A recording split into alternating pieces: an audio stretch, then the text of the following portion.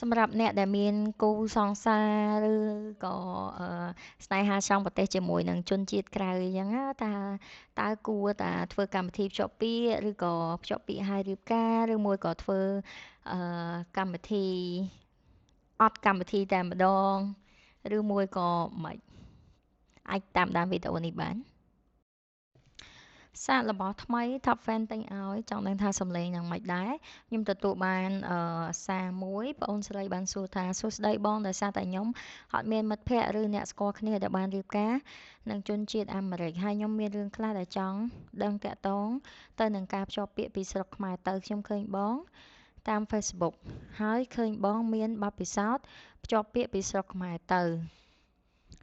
តើបើខ្ញុំគ្រាន់តែភ្ជាប់ពាក្យពីស្រុកខ្មែរទៅ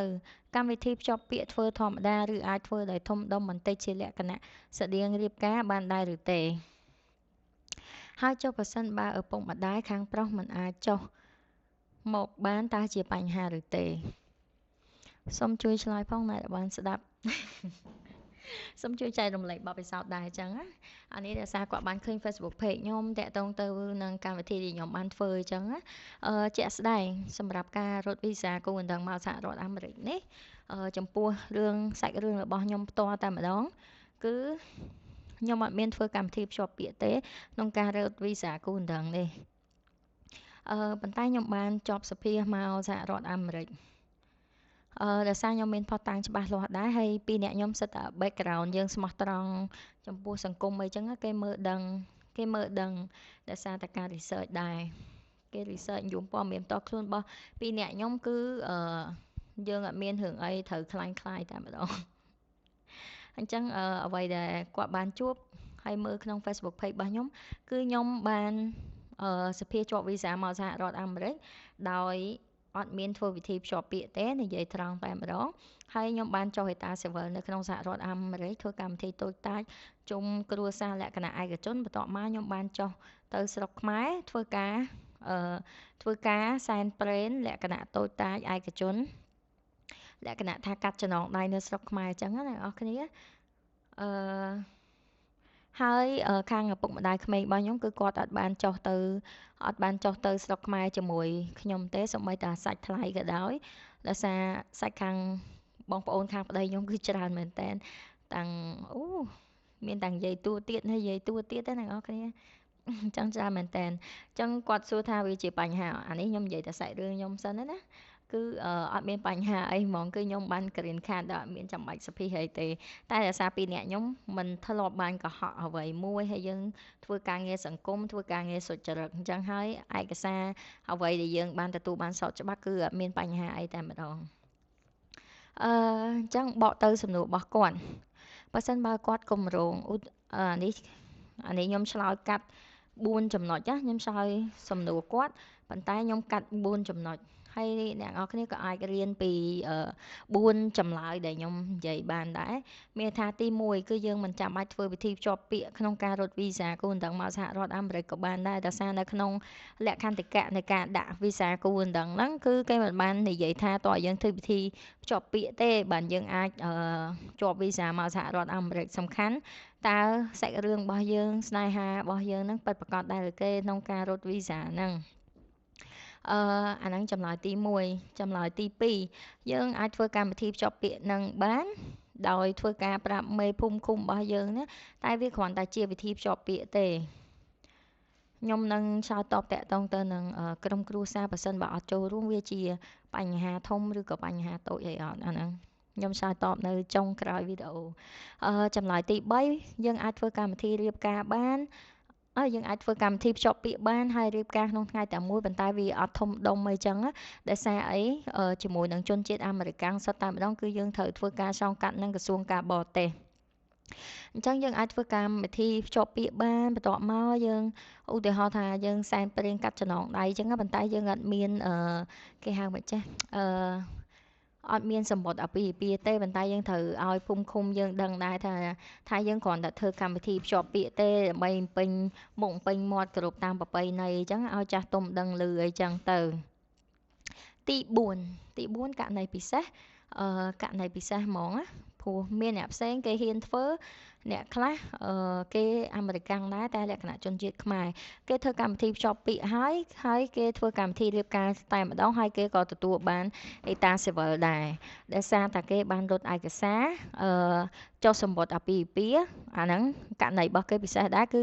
គេខ្មែរអាមេរិកាំងហើយមួយវិញទៀតគឺគេធ្វើអេតាស៊ីវិលចំណាយសុខចិត្តចំណាយធ្វើអេតាស៊ីវិលដែរតែ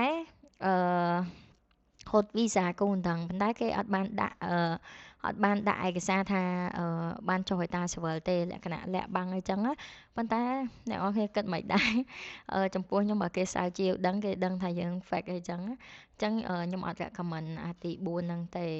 តែមានអ្នកធ្វើឲ្យមកអាមេរិកបានទៀតញាក់ឥឡូវចម្លើយតាក់ទងទៅនឹងឪពុកម្ដាយបើអត់ចូលរួមវាជាបញ្ហាដែរឬទេ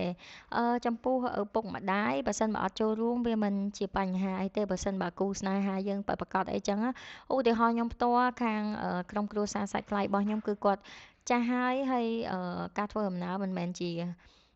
មិនមែនវាជាបញ្ហារបស់គាត់ដែរចុកដៃចុកជើងហើយជិះយូរអ្នកនរគ្នាមានអារម្មណ៍ម៉េចជិះ2ថ្ងៃអញ្ចឹងសម្ពោះយើងក្មេងៗនៅហត់នៅចុះចំពោះគាត់ចាស់ជរាហោអញ្ចឹងគាត់សុកចិត្តយកចំណងដៃសម្បត្តិយន្តហោះមកធ្វើជាចំណងដៃយើងវិញដើម្បីយើងទៅហានីមូននេះអញ្ចឹងវាជាវិធីម្យ៉ាងល្អម្យ៉ាងដែរប៉ុន្តែយើងក៏ត្រូវដឹងថាទំនាក់ទំនងរបស់យើងជាមួយនឹងសាច់ថ្លៃហ្នឹងតែរបៀបម៉េចមានវីដេអូខលមាននិយាយគ្នាទំនាក់ទំនងអីម៉េចយើងមានអញ្ជើញគាត់បាននិយាយមិនខ្លះជាមួយយើងតាក់ទងទៅនឹងការចូលរួមពិធីមង្គលការរបស់យើងឬក៏ភ្ជាប់ពាក្យរបស់យើងអីចឹងណាបើសិនបើគាត់ចូលរួមអូខេវាជាដំណឹងដ៏ល្អមួយហើយគាត់គោរពវប្បធម៌របស់យើងអីចឹងទៅឬក៏យើងអាចគិតថាអូគាត់អត់បានចូលរួមនៅខ្មែរយើងអាចធ្វើកម្មវិធីជួបជុំគ្រួសារថតជុំគ្រួសារនៅសហរដ្ឋអាមេរិកបានជុំគ្នាទៀតហើយចំណាយលុយតិចហើយនៅសល់លុយច្រើនទៀតចឹងណាហើយមួយវិញទៀតអ្នកខ្លះគ្រួសារបែកបាក់មិនមែនថាត្រូវតែថតជុំគ្រួសាររហូតត្រូវតែចុះមកគោរពតាមប្រពៃណីអីចឹងទេអឺពេលខ្លះក្រុមគ្រួសារគាត់បែកបាក់អាចប៉ះពាល់ផ្លូវអារម្មណ៍របស់គាត់ដែរអញ្ចឹងយើងត្រូវយោគយល់តាក់ទងទៅនឹង personal relationship problem អីហ្នឹងបញ្ហាទំនាក់ទំនងក្រុមគ្រួសាររបស់គាត់ហ្នឹងអញ្ចឹងយើងត្រូវមានភស្តុតាងរបស់យើងជាក់លាក់ដែរអញ្ចឹងថាយើងទទួលយកបានអត់ចម្លើយរបស់ខ្ញុំមានតែប៉ុណ្្នឹងហើយចំពោះការធ្វើវិធីភ្ជាប់ពាក្យហើយនឹងការរៀបការអីហ្នឹងវិធីភ្ជាប់ពាក្យចំពោះជនអាមេរិកាំងអីហ្នឹងយើងត្រូវប្រាប់ភូមិឃុំរបស់យើងដែរថាច្បាប់ទម្លាប់របស់យើងមិនអីចឹងចំពោះខ្ញុំប្រាប់ភូមិឃុំខ្ញុំថាខ្ញុំធ្វើវិធីកាត់ចំណងដៃនៅស្រុកខ្មែរហើយបើសិនបើយើងធ្វើពិធីភ្ជាប់ពាក្យយើងប្រាប់ភូមិឃុំគេដែរនៅចំពោះអ្នកទូទៅខ្ញុំឃើញអ្នកដែល follow ខ្ញុំអីគេបានចែករំលែកដែរតាក់ទងទៅនឹងការ engage អីគឺគេប្រាប់ភូមិឃុំរបស់គេលក្ខណៈថាយើងអាស្រ័យទៅលើយើងទេយើងចង់ធ្វើកម្មវិធីតូចឬក៏ធំហើយនឹងទឹកលុយយើងប៉ុណ្ណាយើងចង់បានអ្នកចូលរួមរបស់យើងបែបម៉េចតាមចិត្តយើងតាមទម្លាប់យើងច្បាប់ទម្លាប់យើងអ្នកដែលរស់នៅអញ្ចឹងវីដេអូខ្ញុំមានតែប៉ុណ្្នឹងបើសិនបើអ្នកដទៃជួបករណីបែបនេះគួរអនុវត្តបែបណាសូមជួយចែករំលែកបទពិសោធន៍តាម comment ខ្ញុំមានតែប៉ុណ្្នឹងអរគុណជម្រាបលាបើសិនពេញចិត្តវីដេអូនេះសូមកុំភ្លេចជួយ like and share ទៅកាន់អ្នកដែលមានស្នេហាចង់ប្រទេសផង